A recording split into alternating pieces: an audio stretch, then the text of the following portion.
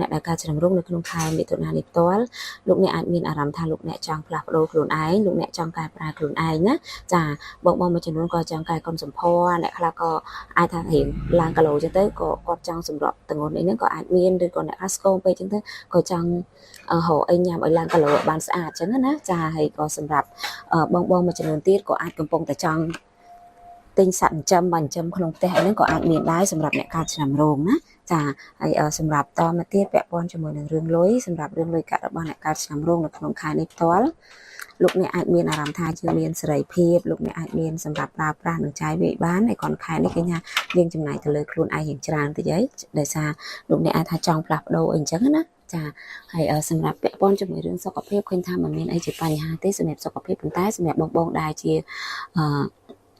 ស្ត្រីដែលចូលចិត្តប្រើប្រាស់គ្រឿងសម្អាងផ្សេងៗក៏គួរតែប្រយ័ត្នបន្តិចដែរអាចមានការប្រតិកម្មជាមួយនឹងគ្រឿងសម្អាងចាហើយបើពាក់ព័ន្ធជាមួយរឿងការងារវិញនៅក្នុងខែនេះការងាររបស់អ្នកឃើញថាមិនសូវជា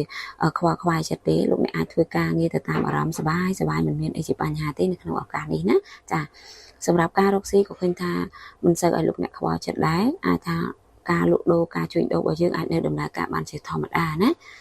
ចាបើពាក់ព័ន្ធជាមួយរឿងស្នេហាឬក៏ជីវិតគូវិញនៅក្នុងខែនេះសម្រាប់ជីវិតគូរបស់លោកអ្នកអាចមានអារម្មណ៍ថាលោកអ្នកអាចមិនសូវបានខ្វល់ឬយកចិត្តទុកដាក់ចំពោះដៃគូទេដោយសារអាចព្យាយាមស្រឡាញ់ឬមើលថែខ្លួនឯងអញ្ចឹងណាចាអាចគិតថាដៃគូរបស់យើងចង់ធ្វើអីក៏ធ្វើអាចមិនសូវខ្វល់មិនសូវចាប់អារម្មណ៍ដោយសារកន្លងមកបើសិនជាយើងនិយាយឬក៏អាចថាយើងខ្វាយខ្វល់ច្រើនយើងកាន់តែមានកំហុសដល់ពេលអញ្ចឹងលោកអ្នកអាចមានអារម្មណ៍ថាលែងចង់គិតលែងចង់ខ្វល់អីអញ្ចឹងណាប៉ុន្តែមិនមែនថាយើងមិនស្រឡាញ់ឬក៏យើងអាចថាចង់បញ្ចប់អីទេប៉ុន្តែគាត់ថាអាចនឹងកាត់បន្ថយការយកចិត្តទុកដាក់ចំពោះគេច្រើនជាងមុនអាចត្រឡប់មកស្រឡាញ់ខ្លួនឯងជាងអញ្ចឹងណាចាហើយសម្រាប់លោកអ្នកដែលនៅតែនៅវិញ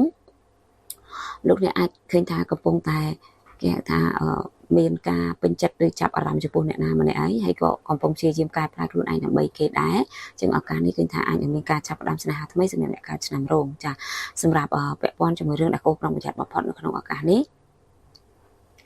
លោកអ្នកត្រូវប្រយ័ត្នពាក់ព័ន្ធជាមួយនឹងការ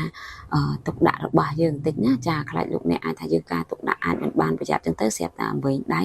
អាចនឹងបាត់រកអត់ឃើញចឹងគួរប្រយ័ត្នប្រយែងហើយចុងក្រោយការធ្វើបុណ្យរបស់លោកអ្នកគឺអាសាធ្វើបុណ្យជាមួយចាស់ទុំរបស់យើងជាមនុស្សស្រីដើម្បីជាការលើករាសីពណ៌លើករាសីរបស់លោកអ្នកគឺមានពណ៌ក្រហមនិងពណ៌ផ្កាឈូកណាចាលេខសំណាងរបស់លោកអ្នកចាគឺមានលេខ69